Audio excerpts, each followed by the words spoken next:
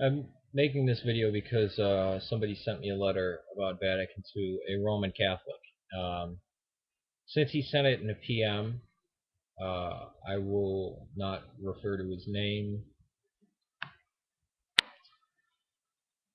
Call this person just Paul.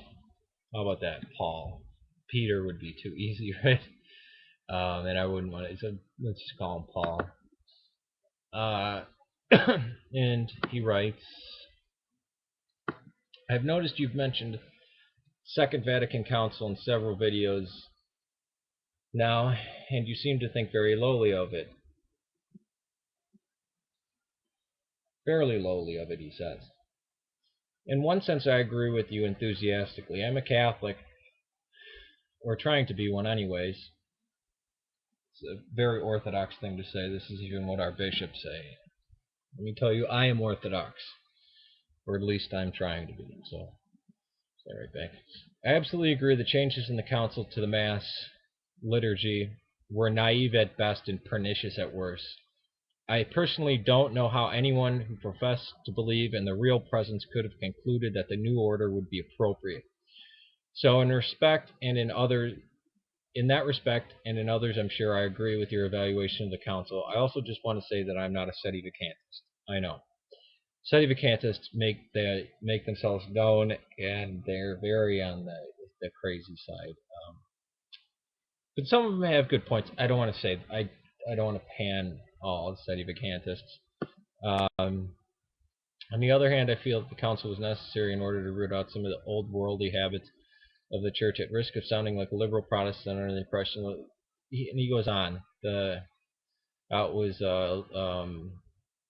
Catholic Church had become increasingly clericalistic, elitist, political, and he says, I go so far to say that there had been a trend in Rome, so-called Gregorian reform. Gregorian reform. I feel as though the Orthodox churches better understand the place of the ordained clergy in the life of the church. Okay, I'm not going to go through and read the whole letter, but I want to say I don't think everything about this, I don't disagree with everything in the Second Vatican Council. If I did, I don't think I could be Orthodox because there are statements in there that I do agree with. I don't agree with the effects of it. Okay. Now, the Second Vatican Council is the reason why these seemingly Catholics that are saying all these things about how we're heretics, we're sects, we're all this, we're that, they are in direct, they're directly against the Second Vatican Council. If they would read the Second Vatican Council, they can't.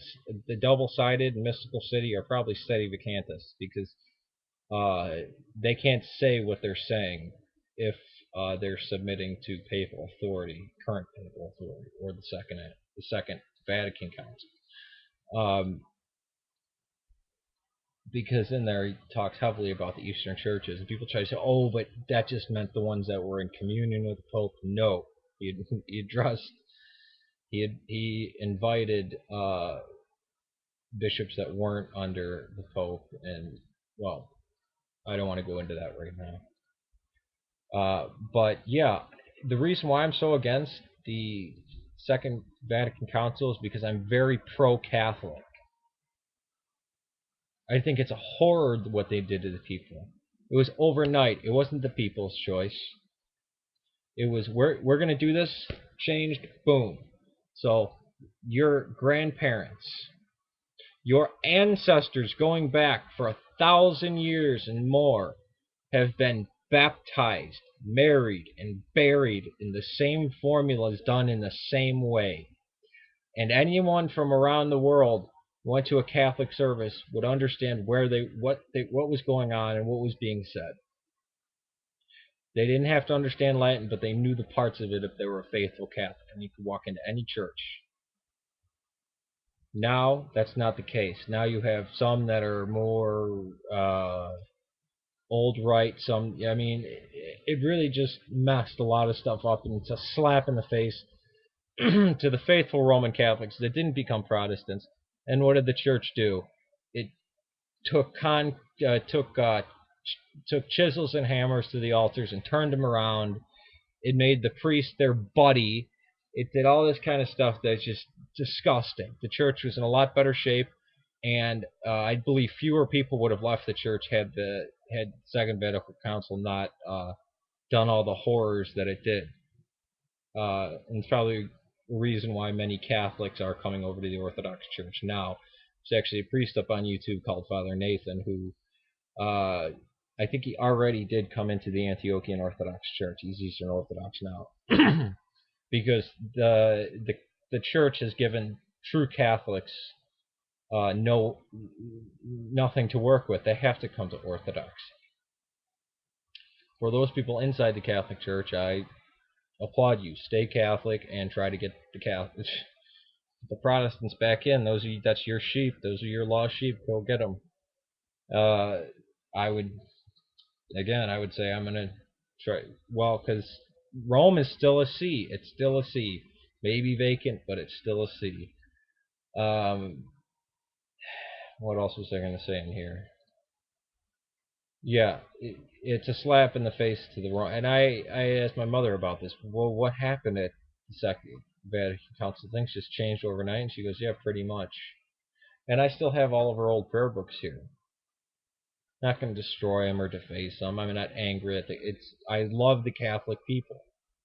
And let me restate this. I don't know how it is in the Catholic Church. In the Orthodox Church, we are all priests. We are all of the priesthood. The idea of laity and the clerics, it's not the same way in the Orthodox Church. Priest is just an office. It's not a title.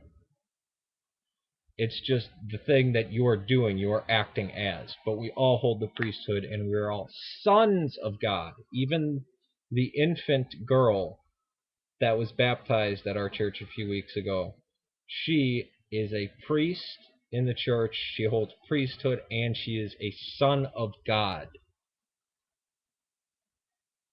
Most people don't get that. Have basically the full endowments of, I don't want to say rights, of being a son. Sons and people say sons and daughters of God. Okay, but to understand the point of authority of how it was thought in the Greek and Roman world, you are a son of God. Even if you're a woman, you're the son of God if you're baptized and you believe. Yeah, my thoughts. People say this. They don't. This person, Paul, let's call him. Is that what we called him? Yeah, we're calling him Paul. Understands me. I think he gets what my video is about. I am extremely pro-Catholic, and it's horrible what the mockery that the Catholics did, that the Vatican did. They acted like a bunch of Episcopalians. Now, instead of actually performing the Mass, you're playing church.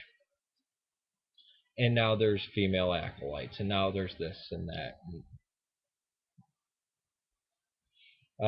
Should there be female deacons in the Western Church? Well, there weren't, so no.